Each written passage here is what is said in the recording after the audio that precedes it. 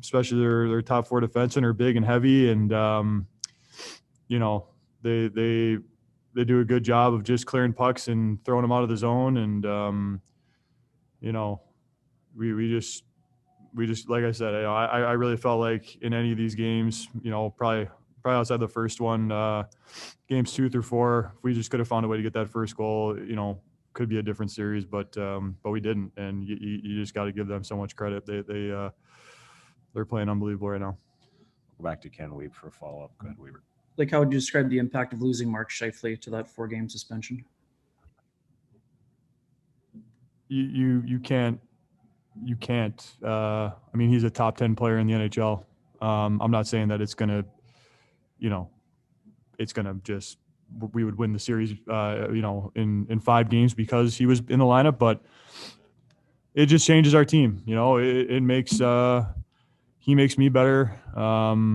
He makes Kyle better as a line. I think that we're able to do some things that are, pretty dynamic, and from there, it just the matchup just works a lot better for us, because I think then we can rely on our depth a lot more. We can rely on Adam Lowry's line coming out third, and they dominate in that 3-hole, and just makes our team look a lot different. So it's a damn shame.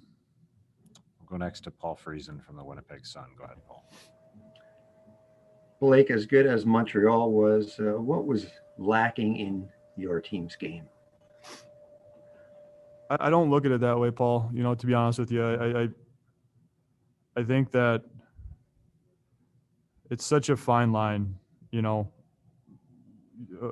Instead of hitting a post, if it goes in, we had one of the power play tonight with virtually an empty net, and it hits the top of his knob. I mean, these are things that you don't understand that completely change the dynamic of a game, and they didn't go our way. But with that being said, that's because of how they played.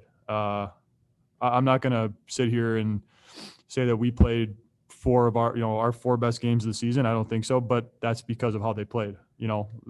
That's a reflection of how well Montreal's playing right now. We'll go back to Paul Friesen for a follow-up. Go ahead, Paul. You had some words with Connor Hellebuyck there at the end. Was it a matter of saying he did everything he could and you guys just didn't support him enough, or how'd that go? That's complete. That couldn't be further from what I said to Connor. That'll stay between him and I, but I would never go to one of my teammates and tell him, that the rest of his team was crap, and I would never do that. I think that Connor gives us a chance to win, and he's a part of the reason why the future is bright with our team. We'll go next to Murat Atesh from The Athletic. Go ahead, Ron. Thanks, Gregor. Hi, Blake. I know it's super fresh. Is there any solace that you take at this moment of having given Winnipeg and the community fans something to cheer about through the first round up until this point? I mean, I'm happy you said that, Murat. It's been a really hard year. It's been a really hard year for the players and our families. But I think, especially, looking at how things are in the United States right now, and Winnipeg is code red and everything's shut down and kids aren't in school. I mean, my family feels that just as much as any other family. And I think even the economic impacts of that in our community are far reaching. So we know that we have a community and a fan base that is going through a really difficult time right now, especially when they turn on the TV and they watch the other playoff games and see 18,000 fans without masks on and having a great time.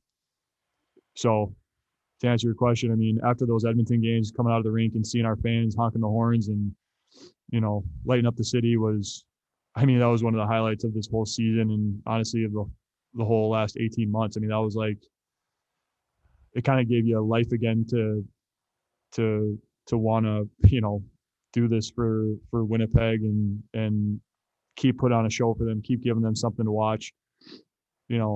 I never would have thought this would have gone 4 games. I think that's one of the most disappointing things is,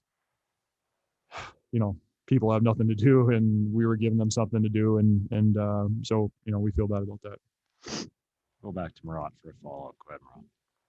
Thanks, Gregor. Just following up on the emotion of that, Was it a particularly isolating feeling for you and your team this year, kind of maybe up until you saw those 500 fans or whatever it was that really you just referenced that really gave you something?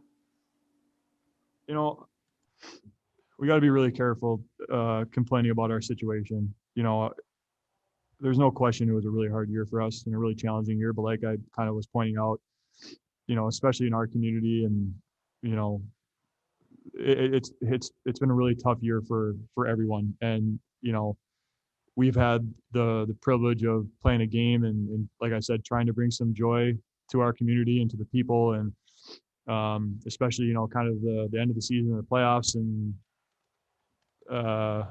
so I can't even remember what your question was, but